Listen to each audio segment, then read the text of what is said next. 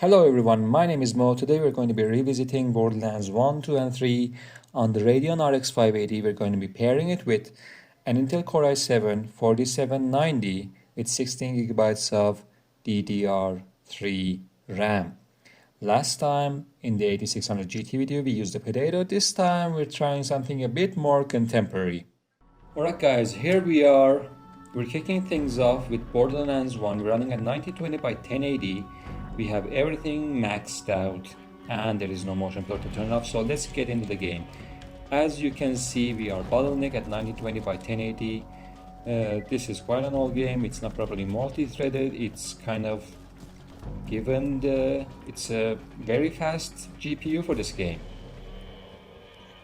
So that means that we are CPU bottlenecked. Even I think if you had a modern GPU like anything kind of mid-range made in the last 2 or 3 years, even if you had an X3D CPU 9800 X3D, you would be bottlenecked, absolutely, no question about it, because it's not properly multi-threaded and it doesn't take advantage of all the cores that are available on your CPU. So what I'm going to do is just go straight to 4K right now and I'll be right back.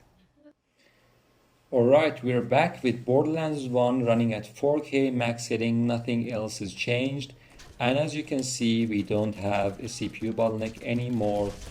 We are 100% GPU bound, and as you can see, even though I'm playing with a controller in the middle of a firefight, we do get some FPS drops, but after this,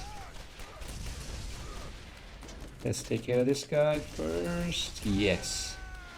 I think that the shock damage kind of effect we're getting from this weapon, from this gun, from this pistol, does take a huge hit on the frame rate. And the frame time graph is a bit kind of wobbly. It's kind of fluctuating around a little bit, but it doesn't feel jittery or stuttery. It's just very smooth. Doesn't feel like the frame time graph is showing us. If we change a weapon to something different, I think we wouldn't have that kind of drop in performance. As you can see, even when there's not a fight going on, if I change my weapon, let's see, this is a fire weapon, and if we use this, do we get frame? Yes, we do get a frame time drop in performance, but not as much as that shock weapon. So even at 4K, we're hovering right around 100 FPS. And maybe you could go higher resolution still, but this card can't do it. And we're at the limit of what the display tech of this card can do.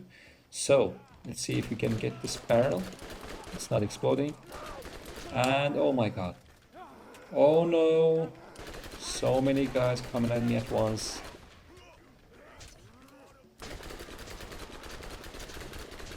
I'm just gonna hold back on the left stick and just hold down the trigger and hope for the best. I have to run.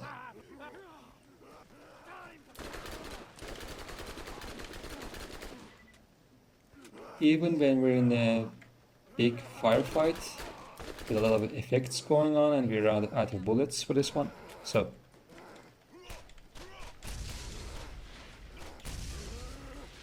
we're not becoming unplayable. We're not dropping to ridiculously low frame rates. And there's something weird about this game. Whenever an enemy dies, sometimes you do get a huge frame time spike. So let's see, if you take this guy down, when he dies, is it going to drop? Oh my god. All those effects. Yes. Did you see that? When he dies, at the moment he dies, the game just basically freezes for a moment and then continues. So I think that's enough probably for Borderlands 1, and there's a big fight going on right now. I think we've seen what we need to see with this card, and we'll move on to Borderlands 2. Alright guys, here we are with Borderlands 2. Let's have a look at the resolution. We have this at 1920 by 1080 right now, and everything is set to the highest settings except physics, which is also grayed out because this card doesn't support, because it's an NVIDIA AMD GPU, it doesn't support NVIDIA's physics effects. Unfortunately, in this game, they do kind of improve the game quite a bit, make the game really, stand out in terms of visuals and effects. But anyway, we get into the game. As you can see right now, we are bottlenecked once again at 1920 by 1080 with this, and we're out of ammo already. Doesn't matter, we have another gun.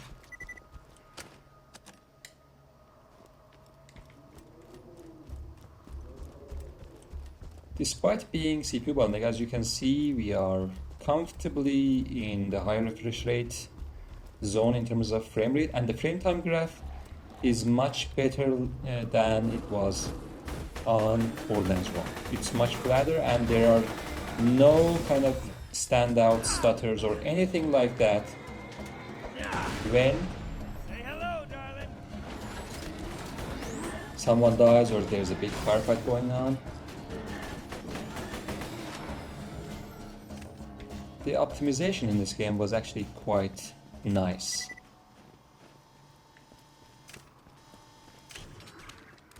So, right now, since we are CPU bottlenecked, I'm going to turn up the resolution once again to 4K. Here we are with Borderlands 2 running at 4K, and all the settings are exactly the same. As you can see, we have finally dropped below the 60 FPS mark. So that is actually, looks like it's much more demanding than Borderlands 1. And I was kind of hoping we would get 60, at least we would get 60 FPS, but it doesn't, it's not happening. And we're dead. But we're back. So, this card, even though it's quite good, it's quite performant in both of them. Oh god, he destroyed my turret.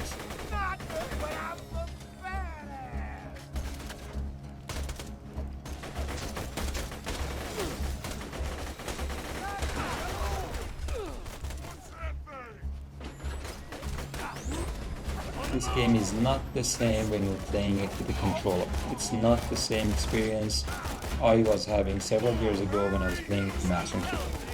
It was very precise, very nice. It was a very good shooter, but somehow the controller doesn't feel the same. So, at 4K, it's barely playable. And I think we can move on to Borderlands 3, excuse me. Here we go. Last but not least, we have Borderlands 3. We're running it at these custom settings. The only difference it is with the badass settings is that material complexity is set from ultra, which, as you can see in the frame rate, actually drops performance quite a bit, going from high to ultra. You gain about 10 FPS, and obviously we have volumetric fog turned off. You may turn it to medium, but it doesn't make any improvement. It just kind of looks like pollution there's in the air. So turning it off, and if I turn it to ultra, as you can see, together with material complexity, this would drop the FPS below 60 FPS, but 60. But turning these off, we get 70. And right now, we're in this area. We're going to be entering another area. And as you can see, if you keep in mind that we are having an Intel Core i7 4790 paired with this GPU. And when loading another area, the CPU goes to 100%. So, doesn't matter, it's a small detail, but we're not getting any kind of CPU kind of bottlenecks, anything like that, despite being quite an old CPU. It's a 4th generation i7 that was released all the way back in 2013. But despite all of that, this game is absolutely running perfectly fine on this CPU that was even older than the GPU. So let's see if we can take this guy out. There are some stutters occasionally, but they do disappear over time, I think. As you play the game, it does kind of iron itself out.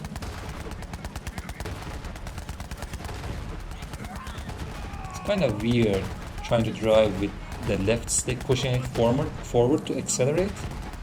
I mean, it's the first time I've ever seen that. Why would you change that? It's just right. Use the right trigger to accelerate, left trigger to brake. Use something else to shoot. How difficult would that be?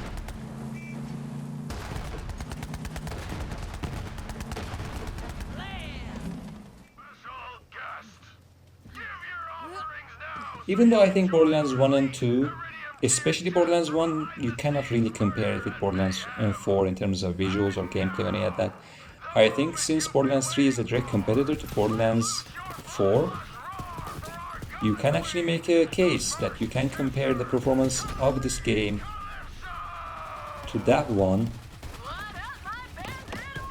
to see if the kind of huge demand in performance that you're getting from the new game is actually worth the cost, and you are getting enough benefits to the visuals to justify getting 40 FPS at 4K with an RTX 5090. Just trying to get in as much chaos as possible in this area. We also have the buggy out. As you can see, we are 100% GPU bound right now. With all this chaos going on, we're not getting any performance drops with this RX 580. So I'm hoping over time that they also try to fix Borderlands 4. Try to improve the performance on the game, make it playable, make it accessible to everyone. How do we throw grenades? Oh. Over there.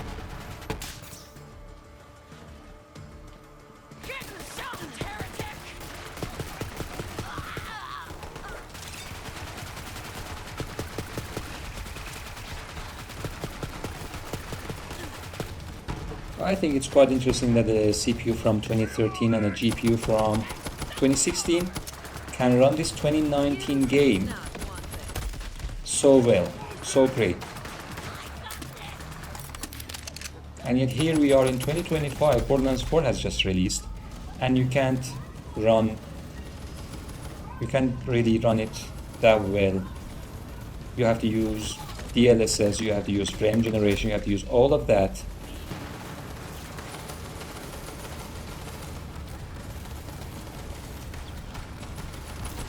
And you are still struggling to hit 60 FPS at 4K on the most expensive GPU that was ever released, the RTX 5090. Even though we're dying a lot and we're finally dead, okay.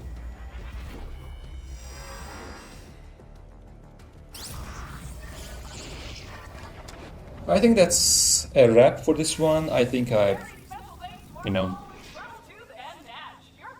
did what I was set out to do, show you that a GPU that was released in 2016 and it cost $250 is perfectly capable of running all the Borderlands games except Borderlands 4, obviously.